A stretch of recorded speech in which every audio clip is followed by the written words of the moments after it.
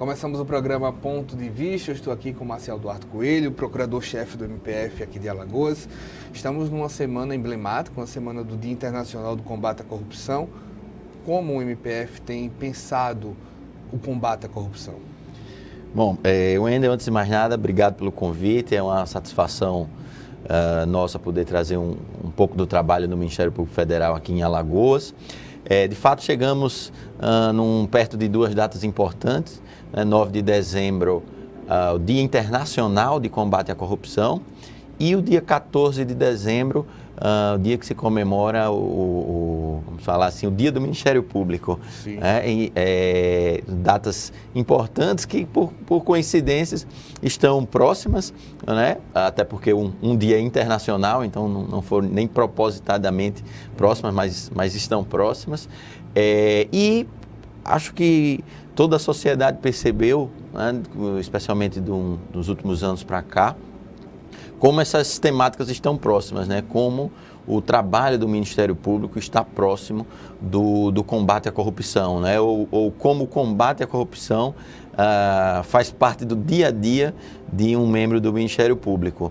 É mais um motivo até de satisfação pelo reconhecimento do trabalho, né? Isso é verdade, especialmente do Ministério Público Federal, que era um pouco, vamos dizer assim, menos conhecido da população, né? Teve muito a ver, de fato, com toda esse clamor social pela busca, né, de uma resposta aos níveis de corrupção enfrentados no Brasil. E isso, como é muito sabido, né, se ficou emblemático na Operação Lava Jato, né, que tem muito do trabalho do Ministério Público Federal e de seus parceiros, e que gerou uma boa oportunidade, né, de a própria sociedade conhecer melhor o trabalho do Ministério Público. De certa forma isso é bom, mas infelizmente, né, por uma temática que não é das mais prazerosas em falar, que é a própria corrupção em si, né? Tem muito a ver com a forma, vamos dizer, cultural até de como é visto como é vista a coisa pública no Estado brasileiro. Estudos são variados, são ricos em um estudo cultural do Brasil, que o brasileiro é patrimonialista. E ao ser patrimonialista, ele tem uma dificuldade em separar o que é público do privado. Perfeito. Você acredita que desde 88 começamos a romper isso? É um processo que vamos avançar nessa conscientização de gestores, de população sobre esse patrimônio? Acredito sim, Wendel. Acredito que a gente passa por uma mudança cultural. Hoje, a gente já tem várias situações que são tipificadas na lei, né? Seja do ponto de vista penal, seja do ponto de vista da improbidade administrativa, seja até do ponto de vista ético, situações que não são mais aceitáveis, que há 30 anos, e se voltar mais ainda para 50 anos, eram situações tidas como naturais, como corriqueiras, né? Como usuais, ou seja, se a pessoa estava num determinado cargo público, era muito natural que ela, vamos dizer, acomodasse conhecidos, né? Família, desse um jeitinho, resolvesse as coisas com mais facilidade para aqueles conhecidos. Então, tem muita coisa que era vista com naturalidade, que hoje em dia, no mínimo, seria eticamente reprovável. Você tem, de uma certa maneira, procurador, até ditados culturais, aqui tradicionais, em que você ouvia gestor dizendo bem assim que, tipo, cargo público ou gestão, mandato, serve para os amigos os rigores da lei, ou para os inimigos os rigores da lei, para as benesses da lei. Que eu tenho um prefeito alagoano de décadas atrás que dizia bem assim, Eu não entendo porque você está num cargo público se não é para beneficiar os amigos. Você tem tipo de frases assim Tem que estavam mesmo. na cultura. Eu tenho um livro que eu gosto muito, o nome dele é chamado A Cabeça do Brasileiro. Esse livro... Do Antônio Carlos. Exatamente, né? Almeida. Ele já tem alguns anos esse livro, mas ele mostra como esse livro... Ele mostra nesse livro como esse tipo de pensamento ainda tem lugar no Brasil, né? Especialmente, e aí a gente volta para o lugar comum, especialmente onde se falta educação. Né? Onde se falta educação, infelizmente, aqui no nosso estado de Alagoas, a gente tem níveis muito baixos de educação, né? Quer na capital, quer no interior. Quando os níveis de educação são baixos, esse tipo de visão, de utilização equivocada da coisa pública, né? de achar que, olha, se é público não é de ninguém, né? Se é público eu posso quebrar o orelhão, eu posso danificar a estátua, eu posso levar um pedaço do monumento, porque isso é coisa de ninguém, né? As coisas do hospital não são coisas de ninguém, então se ninguém cuida, não sou eu para cuidar. São visões que têm direta ligação com baixos índices educacionais.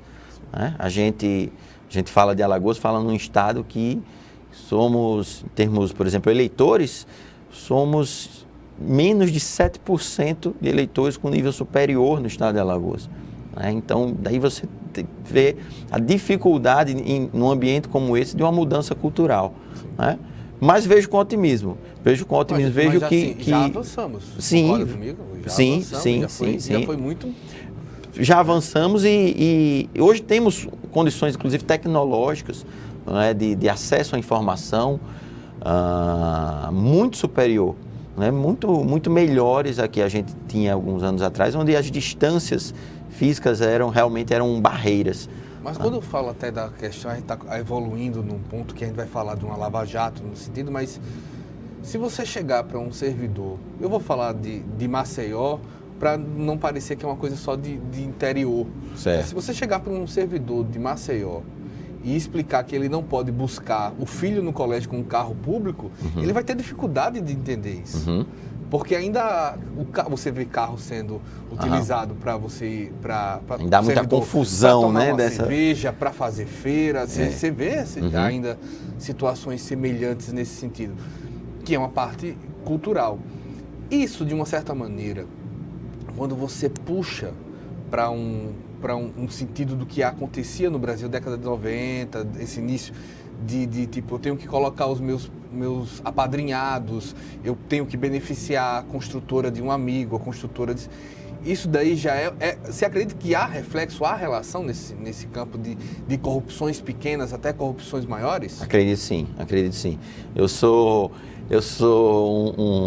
muito crítico do famoso jeitinho brasileiro, né? Que outrora já foi visto como uma característica positiva do brasileiro, né? Uma característica positiva, mas acredito que na balança traz mais prejuízos, traz mais atrasos para a nossa sociedade do que avanços. Por quê? Porque justamente dos pequenos jeitinhos, seja alguém que passa você na frente na fila, né?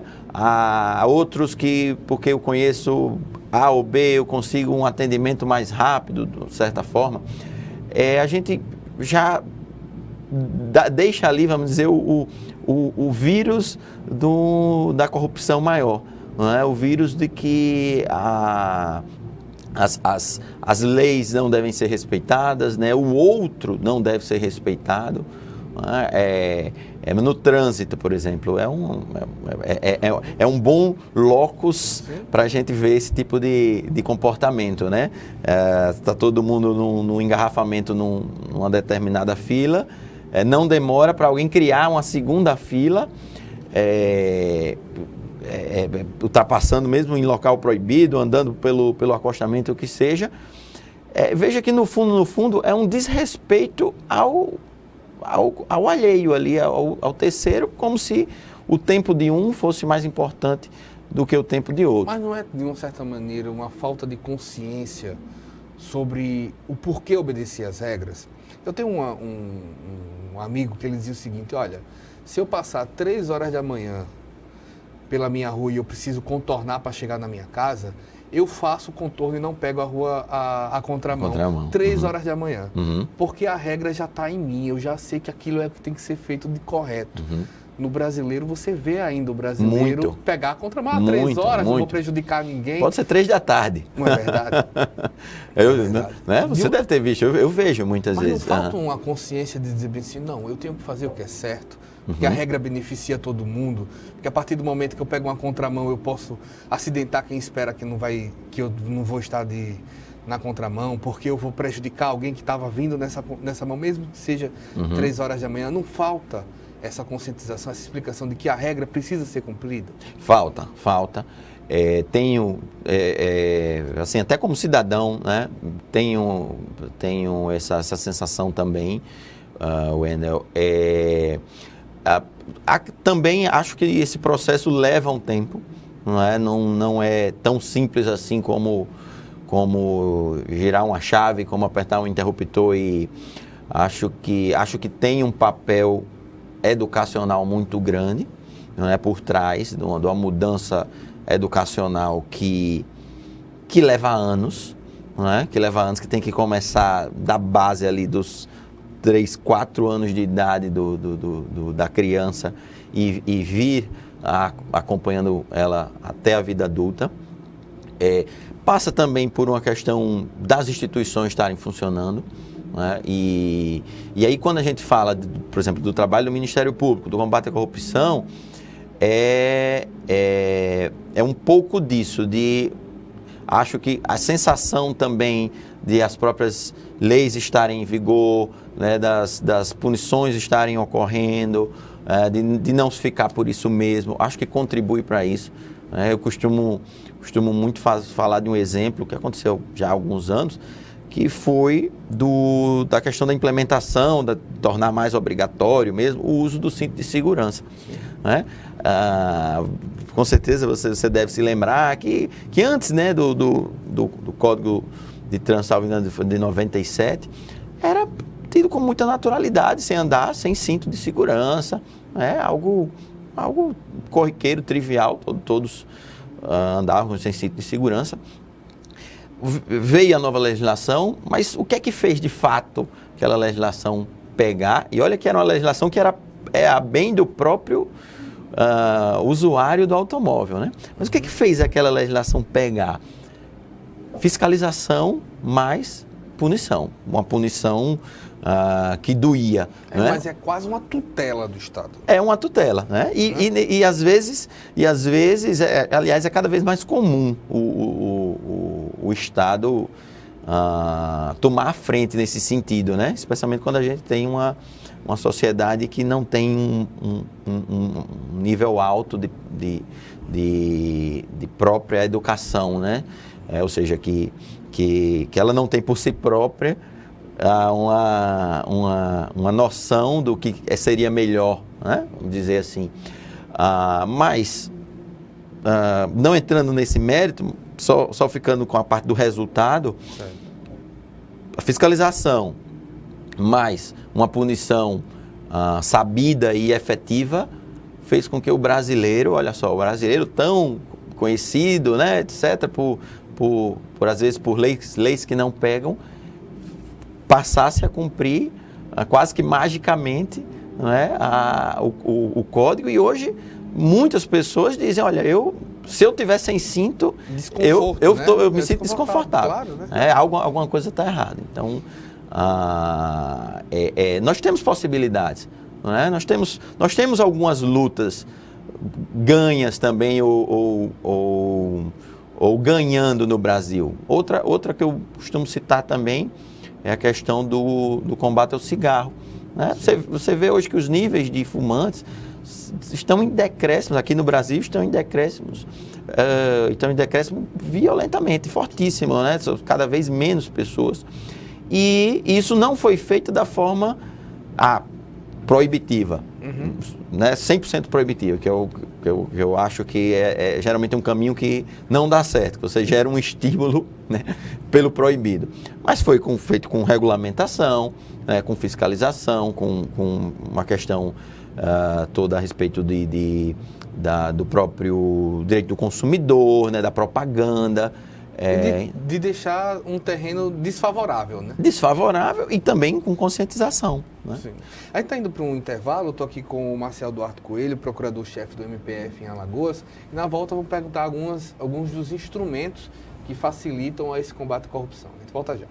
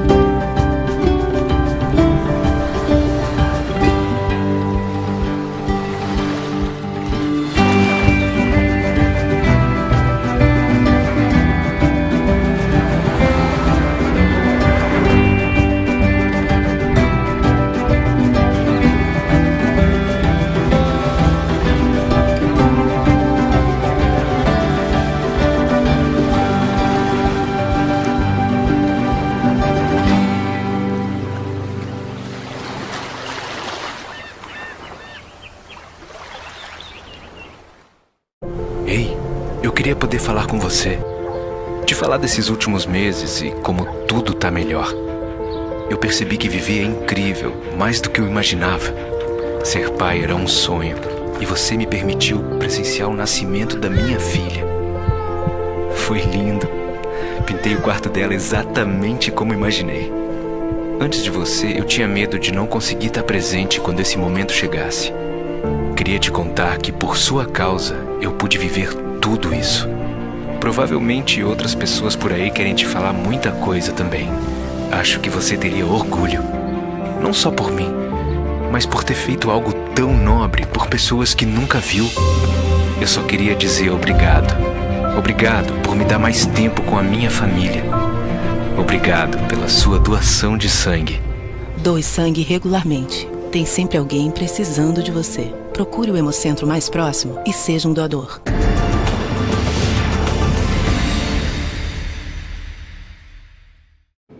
Voltamos com o programa Ponto de Vista. Estou aqui com o procurador-chefe do MPF em Alagoas, Marcel Duarte Coelho. Qual o papel da transparência nesse combate à corrupção? Tem tudo a ver, Wendel. Tivemos até recentemente uma lei de acesso à informação, não é? Veio há bom tempo, embora já era clara pela Constituição, né? Até pelo fato de todo o poder emanar do povo, né? Então que tudo que é público deva ser fiscalizado e não pode ter qualquer mínima barreira de acesso a qualquer cidadão, né? Inclusive que fique claro isso, não precisa ser outra autoridade solicitando os dados, né? Qualquer cidadão pode ter acesso às contas públicas, por exemplo, de uma prefeitura, de uma autarquia, mas para deixar isso mais concreto, tivemos a edição da Lei de Acesso à Informação. É uma das leis que, ainda bem, felizmente, ficaram relativamente bem conhecidas, né? É uma lei que ainda é jovem, é uma lei que está pegando, mas já é bastante difundida. Por exemplo, lá no Ministério Público, essa semana até, coincidentemente, recebi uma representação de um cidadão dizendo que, olha, uma determinada prefeitura aqui não estava dando acesso a editais de licitação. Ele queria ter conhecimento de 2 editais de licitação e não estava tendo acesso. E o cidadão foi ao Ministério Público, inclusive citando, olha, a lei de informação de forma corretíssima, né? Estamos fazendo agora apurando o caso, né? Até porque, a depender do que tiver acontecido, isso é, inclusive, penalmente tipificado, né? É também improbidade administrativa. O que é que veio muito também a ajudar essa questão da transparência? A internet, né? O fato de você ter sites dos governos, né? A obrigatoriedade dos governos estarem publicando, seja de uma pequena compra, até a remuneração do maior gestor daquele órgão. Isso não só o Ministério Público, a bem da Justiça, não só o Ministério Público tem cobrado, mas as controladorias, né, do Estado, da União, a depender também de determinados municípios mais organizados, os próprios tribunais de conta, né, os Ministérios Públicos de Conta, o Ministério Público Estadual, vem nesse sentido, né, que a gente conversava agora há pouco, da noção, né, de que, olha, o público é de todos nós. Então, o prejuízo ali não é o prejuízo ao cofre público, é prejuízo a mim, a você, a toda a sociedade que vai arcar, né, com aquele mau uso do erário. Nesse contexto, o MPF ganhou um destaque maior, a gente já falava disso no início, com as diversas operações. Como o MPF tem trabalhado essas operações e como ele analisa que isso pode avançar nos próximos anos? Ok. É até bom a gente pontuar isso, porque nenhum membro, né, do Ministério Público, ele, vamos dizer assim, fica feliz, regozija com uma descoberta de uma falcatrua, coisa desse tipo. A atuação vem muito pelo dever de ofício, né? O dever de apurar e descobrir. Geralmente os casos nascem ou de uma representação que chega ao Ministério Público, né, ou de uma apuração que venha da polícia, e por dever de agir, os casos são investigados. Há muitos casos que não se constata nada, né, não se constata, às vezes, apenas mera questões formais, etc. Então, há muitos casos que vão para a questão do arquivamento ou para uma recomendação, mas há outros tantos, né, que sim, se vê ali o dolo, né, a má-fé da subtração da coisa pública. Esses geralmente são os que terminam gerando as famosas operações. É interessante porque me deixa puxar a brasa até para a minha sardinha. Muito se fala, né, por exemplo, do trabalho, no caso da Lava Jato, por exemplo, para a gente citar o mais conhecido, mais famoso. Muito se fala do trabalho do juiz Sérgio Moro, mas o juiz aqui no Brasil, ele não tem qualquer poder e papel investigatório. Toda a parte de levantamento de provas, de levar isso a juízo, né, de comprovar isso em juízo, é feito na fase de investigação pelo Ministério Público e pela polícia, claro, com a ajuda de órgãos parceiros, como Receita, CGU, etc. E na fase em juízo, pelo Ministério Público. Né? O Ministério Público que é o verdadeiro autor da ação e o ator da ação ali, quem movimenta em termos de prova. Não é? O juiz, né, o papel do julgador, ele ouviu a parte autora, ouvir a defesa, então proferiu o julgamento. Né? Então, todo o trabalho feito, que já resultou, né, em bilhões, inclusive, de retornos aos cofres públicos, tem ali muito do suor de colegas procuradores, de colegas servidores, que estão nessas operações e nessas outras tantas ações do Ministério Público. Quando se analisa essas forças-tarefas também, sempre se tenta, é natural que se haja algum tipo de reação de quem está sendo investigado. Em algum ponto se fala que o MPF possa ter extrapolado, querem limitar. Você acha que é possível lutar contra essas forças, que até muito se fala que o Congresso tenta limitar, embora nos últimos anos o Congresso, de uma certa maneira, pelo menos de 2013 para cá, aprovou mecanismos como as delações premiadas, como algumas dessas ações. Como você avalia isso? Olha, eu avalio que muito disso, dessas aprovações, dessas alterações, veio também em razão da própria pressão social. Sim. Né? Em 2013, eu me lembro que tramitava uma proposta de emenda constitucional, a PEC 37, cujo objetivo era tirar o Ministério Público das investigações. Né? Era proibir investigação feita pelo Ministério Público. E aí eu pergunto, num país com um nível de corrupção tão alto, a quem interessaria você tirar um órgão, um dos principais atores, tirar o poder de investigação do Ministério Público?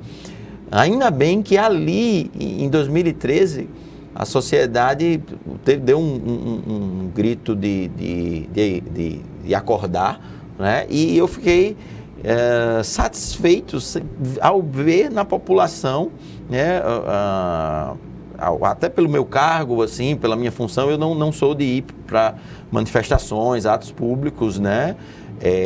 Até para que não se misture as coisas, especialmente para que não haja nenhuma vinculação partidária.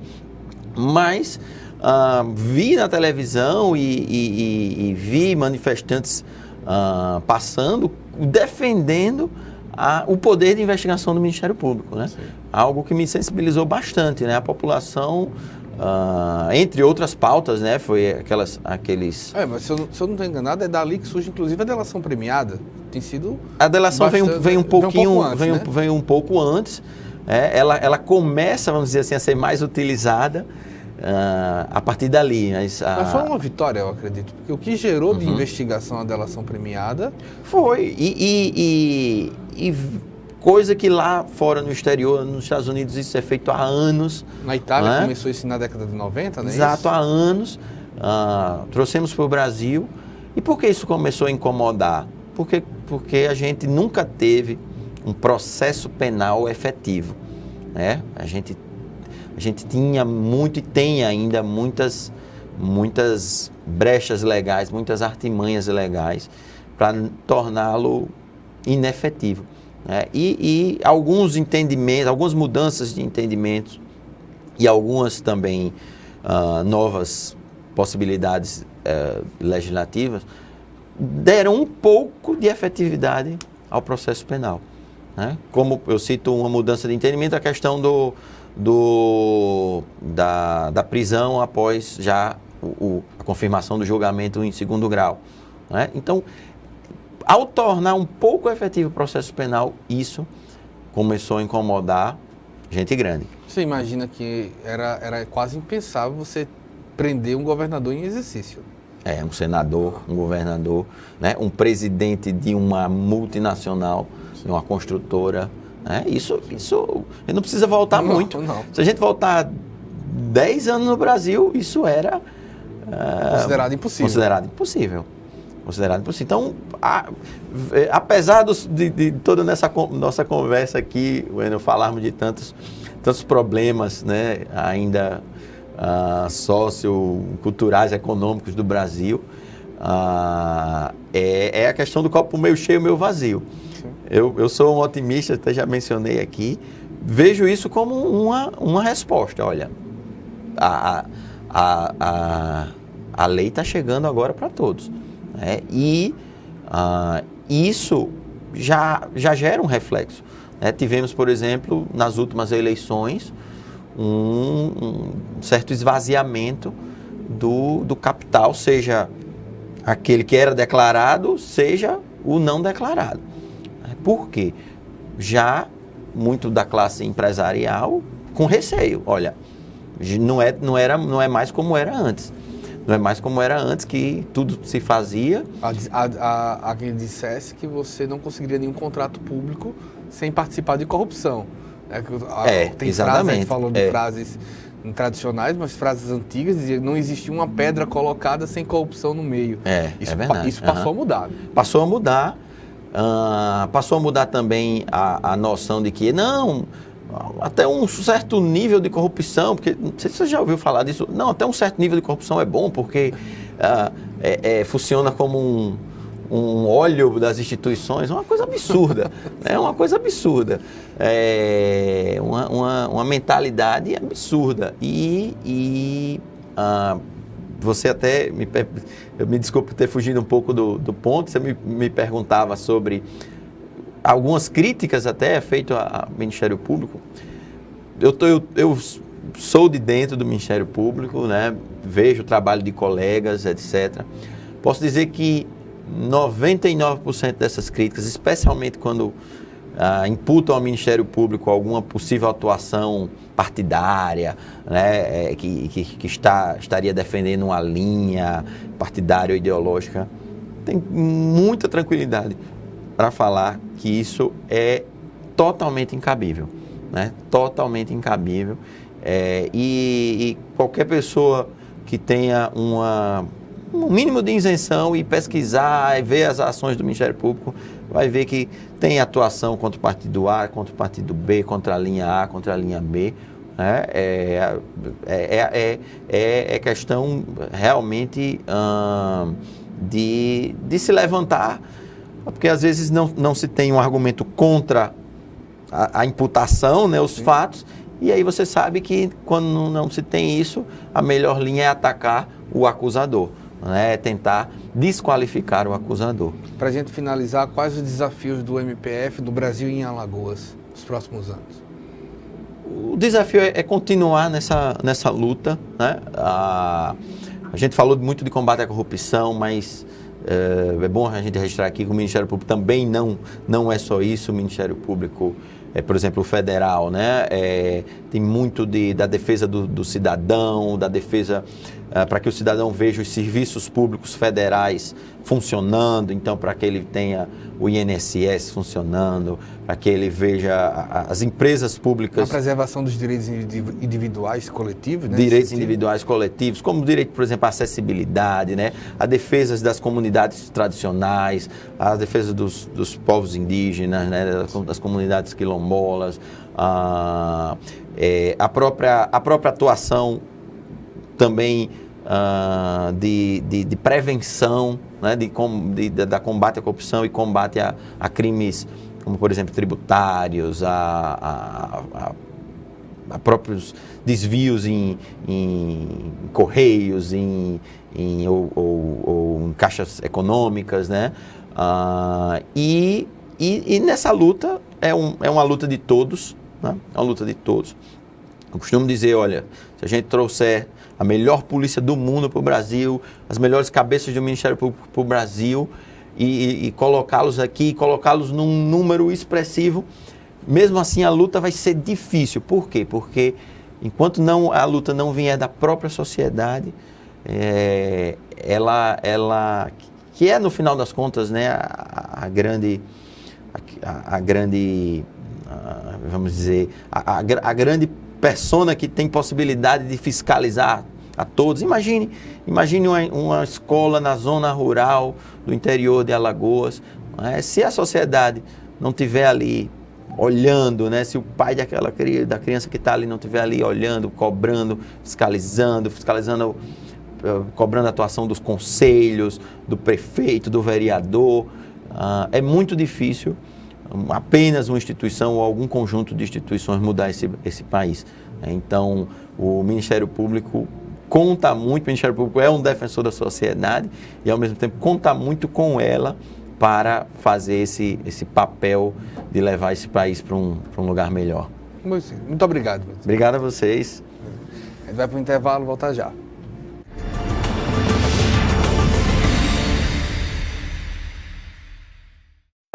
Toda foto ele tá sorrindo. Ele é muito carinhoso, ele é tudo pra mim. Eu não me imagino viver sem ele. Era o caçula, tinha pouco tempo que tinha parado de mamar, então aquilo tudo parecia que era mentira, né? Uma criança daquele tamanho ia ter um câncer. O grande problema do câncer infantil é porque a grande maioria dos sintomas são muito parecidos com sintomas de doenças normais da infância. Existe, criança pode ter câncer. Mas hoje não é mais uma doença fatal, é uma doença tratável. O diagnóstico foi rápido. A equipe médica deu todo o apoio e hoje a gente pode comemorar a vitória. Eu estou muito feliz pelo progresso dele, por tudo que ele anda agora fazendo e antes ele não podia fazer. Então agora ele está caminhando a cura dele. Falta pouco. É um amor, é uma vitória para mim e para ele.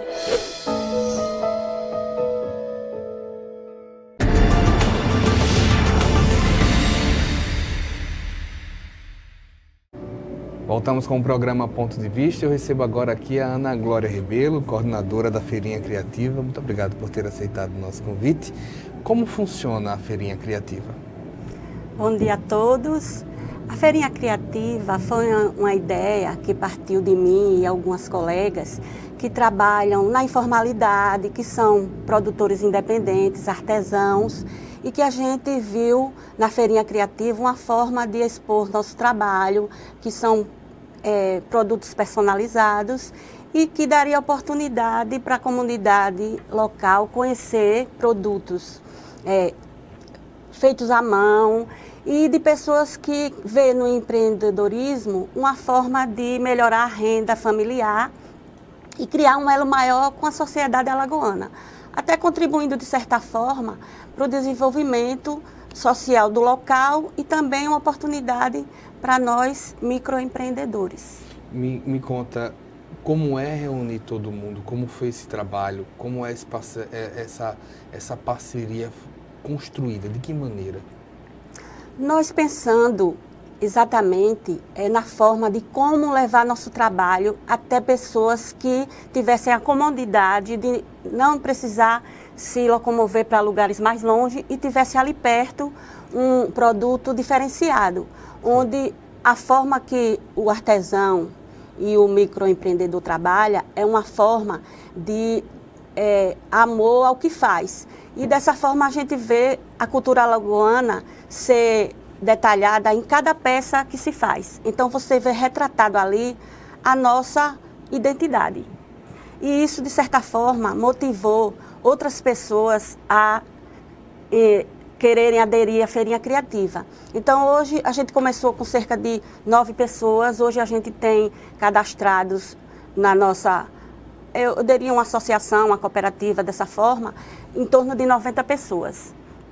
Então vários segmentos, entre moda, beleza, produtos para casa, produtos infantis, então culinária, né, que é aquela gastronomia que você faz à mão, com muito carinho e dedicação. Então, acho que dessa forma a gente conseguiu agregar pessoas que sonhavam em ter uma forma de mostrar seu trabalho e de uma forma cooperada, onde todos se ajudam. Então, a Feirinha Criativa hoje tem como base aglomerar pessoas que tenham uma forma de mostrar seu trabalho e ter uma renda que até motiva para ela continuar a incentivar o trabalho e o talento de outras pessoas que poderão vir a aderir à nossa feirinha. Há quanto tempo começou?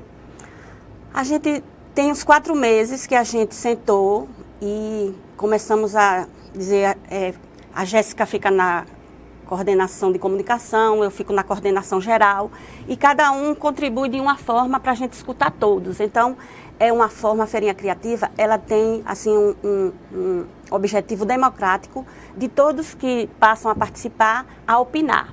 Isso leva para uma comissão, onde a comissão aprova e se não aprovar, explica por que não aprovar.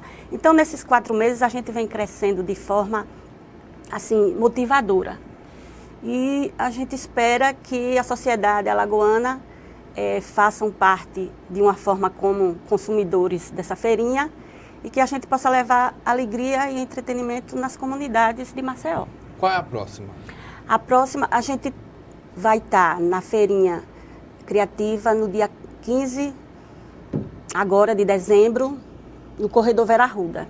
Certo. Então vão estar cerca de 40 expositores de segmentos variados e todos retratando nossa cultura. Começa dia 15 e termina quando? Não, a nossa exposição ela é um dia só. Um dia só? Um dia só. A gente começa às 15 horas, vai até às 22 horas. Com estandes, com refletores, com toda a estrutura, banheiros químicos e o apoio da prefeitura, né, na questão logística. e infraestrutura, e a gente monta essa feira que fica o dia inteiro praticamente, e as pessoas têm a oportunidade de nos visitar.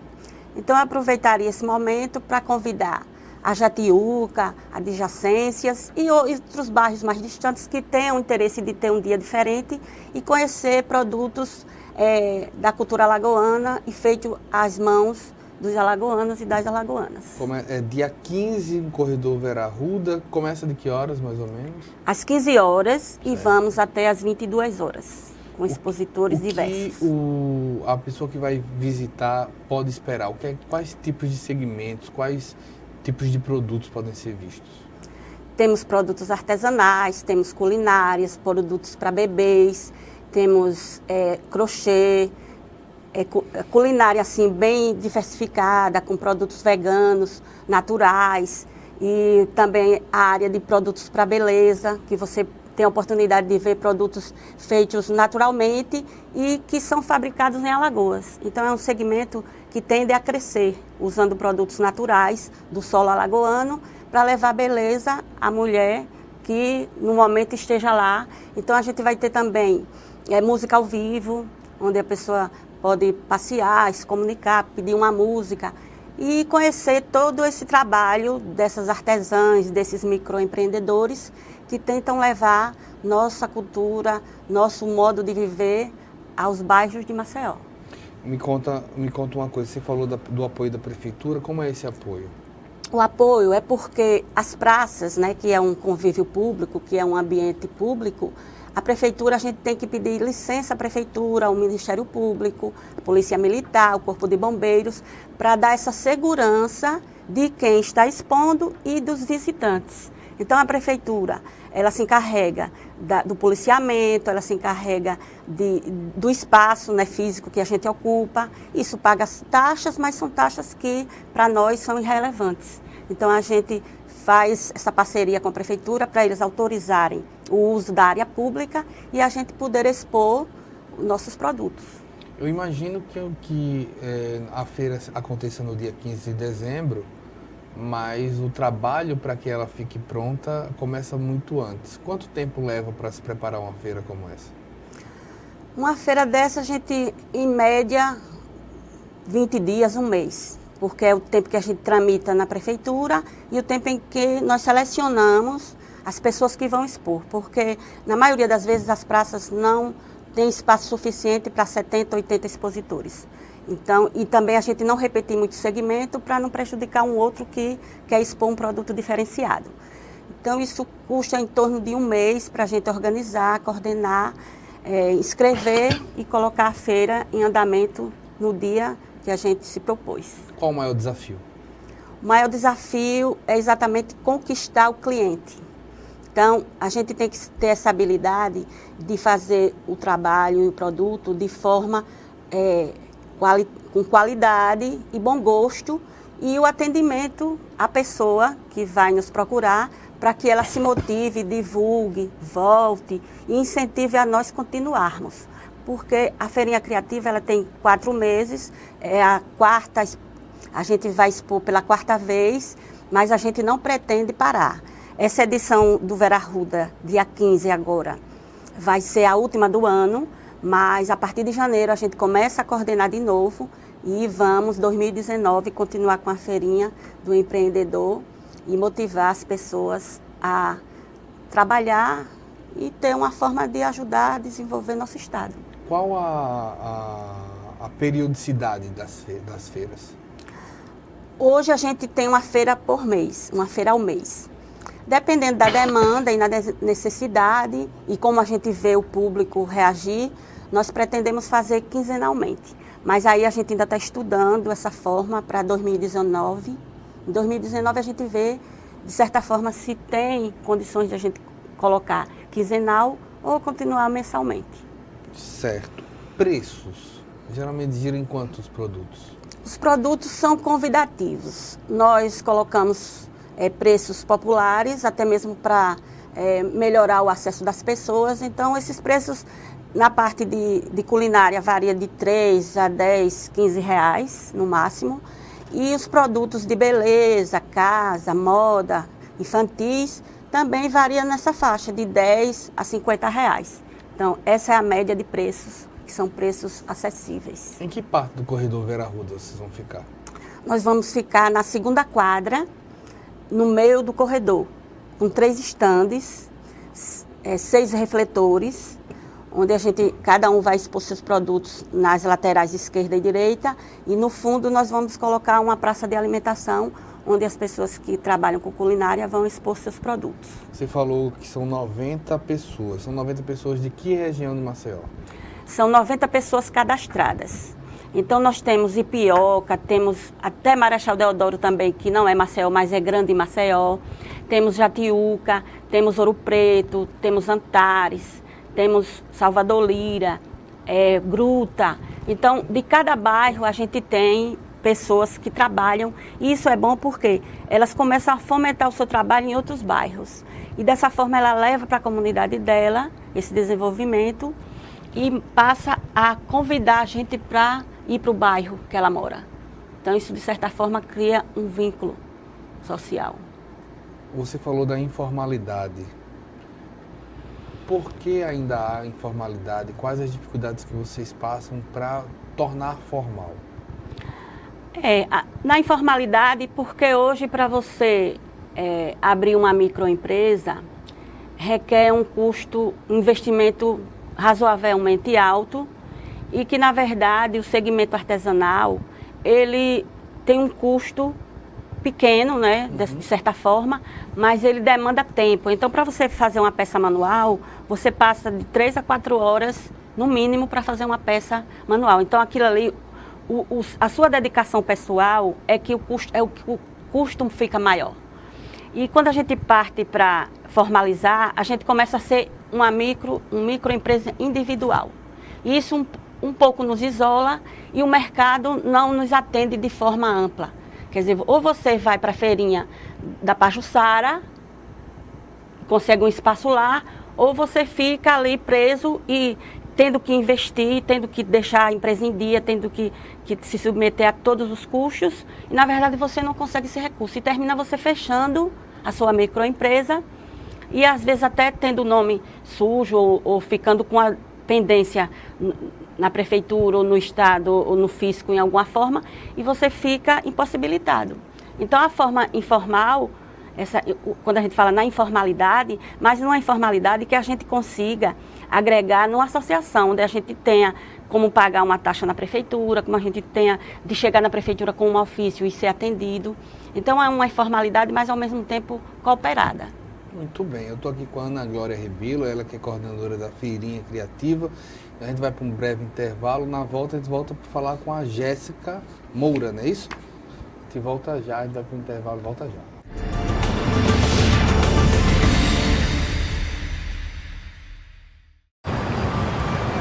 Quando fiquei sabendo que tinha tuberculose, imaginei, é o fim. Mas logo descobri, tuberculose tem cura. Se parar o tratamento, a doença pode voltar, mais forte. Família, amigos, profissionais de saúde, todos juntos contra a tuberculose. É bom saber que eu não estou sozinho.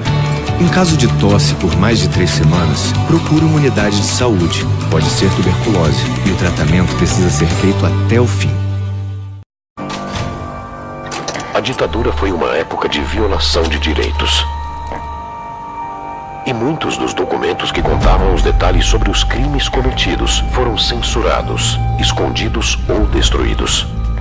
Hoje, muitos deles estão disponíveis no site pnmdigital.mpf.mp.br. Acesse, pesquise e não deixe a história desaparecer, muito menos se repetir.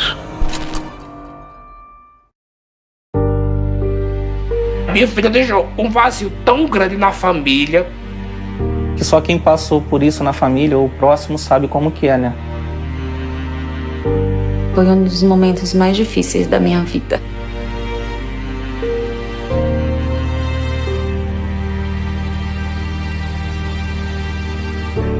Minha filha não era doente, muito saudável, nunca foi doente. E pelo mosquito minha filha se foi. Ele não conseguia mais trabalhar por causa das dores e em cima da cama. A renda que sustentava a casa dele com a minha mãe essa renda parou, né? Mas assim, ela ainda não anda, ela não senta, ela não fala. Eu, graças a Deus, ainda tenho a minha filha comigo. O perigo é para todos. O combate também. Faça a sua parte. Com ações simples, podemos combater o mosquito. Ministério da Saúde. Governo Federal. Ter uma carreira na Espanha, para um garoto pobre como eu, só seria possível se fosse jogador de futebol. Eu nasci numa comunidade pobre, no subúrbio de Olinda. No começo, eu tinha vergonha de falar que meu pai vendia pipoca. Hoje, eu tenho orgulho disso. Ele esforçou o máximo para a gente estudar na escola por muito tempo. O que eu tenho hoje na Espanha foi porque eu entrei na escola de tempo integral. Foi lá que eu descobri que eu poderia realizar meus sonhos, que eu poderia fazer uma faculdade. Hoje eu tô lá na Espanha, né? Acabei a faculdade, sou engenheiro atualmente, foi consegui chegar. E hoje eu tô aqui de volta, depois de 10 anos, mais ou menos, e fazer uma surpresa para meus pais. Surpresa, né? Matar a saudade, agradecer tudo que eles fizeram por mim. O Ministério da Educação criou 500 mil novas vagas para as escolas em tempo integral de ensino médio em todo o país. Mais oportunidades para mais brasileiros. E a escola de tempo integral mudou minha vida. Mudou muito minha vida. Ministério da Educação, Governo Federal, Ordem e Progresso.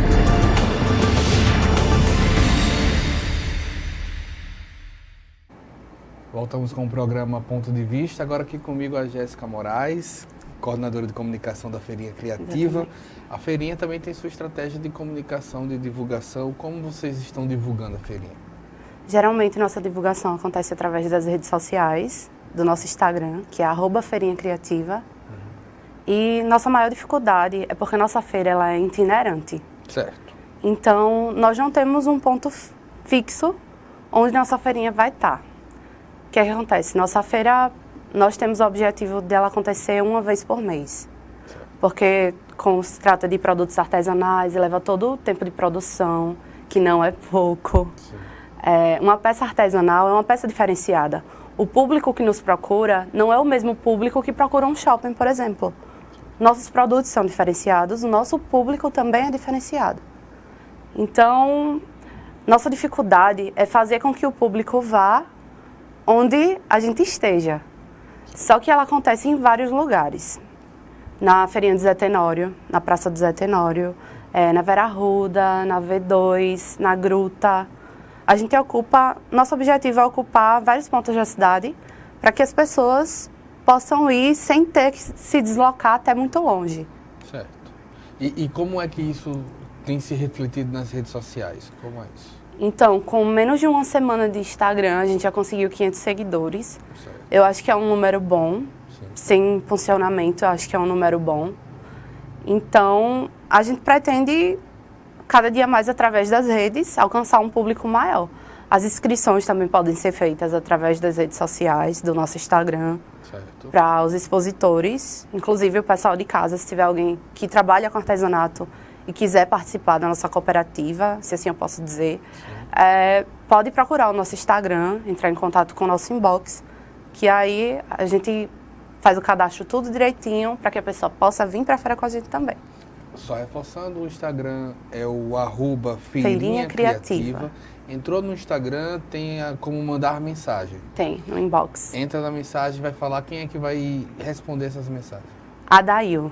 Certo, a Adail. Exatamente. E o que é que você precisa ter em mão já para fornecer de informações, para se cadastrar? Então, fotos de produtos, dos produtos que você faz. Certo. Geralmente a gente preferencia trabalho handmade, que é trabalho com as mãos. Certo. Então, porque a nossa feirinha é mais voltada exatamente para isso, são para artesãos. Certo. Então, só precisa ter foto dos trabalhos, um telefone para contato e o nome da pessoa somente. Não tem burocracia nenhuma, o processo é muito simples. E como vocês investem para divulgar? Vocês focam em divulgar os produtos? Vocês focam para divulgar o endereço, massificar o endereço? Qual a estratégia? Então, nas redes sociais a gente divulga tanto o endereço quanto as marcas. Cada marca recebe o seu folder individual, que pode postar também na sua rede própria e convidar as pessoas individualmente na página do Facebook. Hoje muitas marcas têm páginas no Facebook e as pessoas podem divulgar na sua própria página. E a gente divulga também com as marcas individuais e o endereço na nossa página do Instagram. Então, se quiser saber onde a gente vai estar, é só olhar lá no Instagram, que está tudo certinho, tudo direitinho. Não tem nem como dar desculpa que vai perder porque não ficou sabendo. Você já falou que já foi no Zé Tenório, na V2 eu acredito que seja ali da Ponta Verde. Exatamente, naquela próxima ao Bom Preço. E agora vai para corredor Vera Arruda. Tem planos do próximo ano, locais que sejam interessantes para vocês? Sim, nós já estamos estudando essas possibilidades. A gente já pensou em ir para o Graciliano, que é uma área da cidade que acontece pouca movimentação ligada ao artesanato. A gente já pensou em ir para... A gente vai ocupar várias áreas da cidade. Várias áreas. Ou seja, no próximo ano, como a ideia de fazer uma feira por mês, são 12 localidades. Diferentes, se a gente conseguir, de preferência diferentes. O foco é Maceió? Vocês pretendem sair de Maceió? Então, o foco hoje é Maceió, até porque o pessoal que participa da feirinha, os artesãos, eles são daqui de Maceió, de vários bairros. Aí, geralmente, eles ficam, mas no meu bairro ainda não teve a feirinha, traga uma feirinha para o meu bairro. Aí, geralmente, a gente estuda essa possibilidade também de levar para o bairro que já tenha os nossos artesãos. São 90. São 90, então, por aí você imagina a quantidade. Então, são completamente espalhados. E isso daí ajuda na hora das redes sociais? Ajuda, porque se você for pensar, cada produto tem uma marca. Cada marca tem um número X de seguidores. Então, esses números, eles se multiplicam nas nossas redes, porque quando a pessoa divulga que vai estar na feirinha, já marca o nosso Instagram e aí já migra, né? Já migra, já soma. Mas deve ser difícil fazer uma linguagem só para 90 pessoas. Cada um costuma ter sua forma de falar, sua forma de interagir. Sim, como é isso? Por isso que a gente criou a comunicação da feirinha. Certo. A gente trabalha com todo o conteúdo midiático, ele é aprovado pela feirinha. Certo. Então, não tem como cada um fazer um banner diferente. Certo, senão viraria um grande carnaval, né? Então o que é que acontece? É criado o mesmo modelo de texto e o mesmo modelo de mídia. Certo. E aí a gente só muda a logo de cada marca para poder disseminar. E como é que tem sido esse trabalho? Porque não é simples. Não, ele não é simples. Ele é um pouco demorado, inclusive. Porque você imagine só, nós temos 90 participantes, 90 expositores. 90 mundos, né? São 90 mundos, são 90 folders, são 90... tudo diferente. Imagina. É bem... É um trabalho de formiguinha. É bem trabalhoso. Mas gratificante. Bastante. A gente não cobra nada a mais do pessoal que vai participar da feirinha por isso. A inscrição já tem um valor muito simbólico, que é só o valor que tira o aluguel de tenda, de luz e das taxas da prefeitura. Então, é um valor muito pequeno em relação ao retorno. Às vezes, mesmo que você não consiga vender tanto na feira, depois o pessoal que passou pela feira te procura para encomendar o teu produto. Pois bem, Jéssica Moraes, quero que você faça convite a todos para ir à Feirinha Criativa. Então, vamos acompanhar a Feirinha Criativa nas redes sociais. A próxima vai ser no Corredor Vera Arruda, no dia 15 de dezembro, a partir das 15 horas da tarde. Vamos lá e a gente tem produtos diferentes, vocês vão amar, viu? As comidas, então, vixe. Obrigado, Jéssica. Obrigado, Ana Glória. Obrigado a você pela audiência. Até uma próxima oportunidade.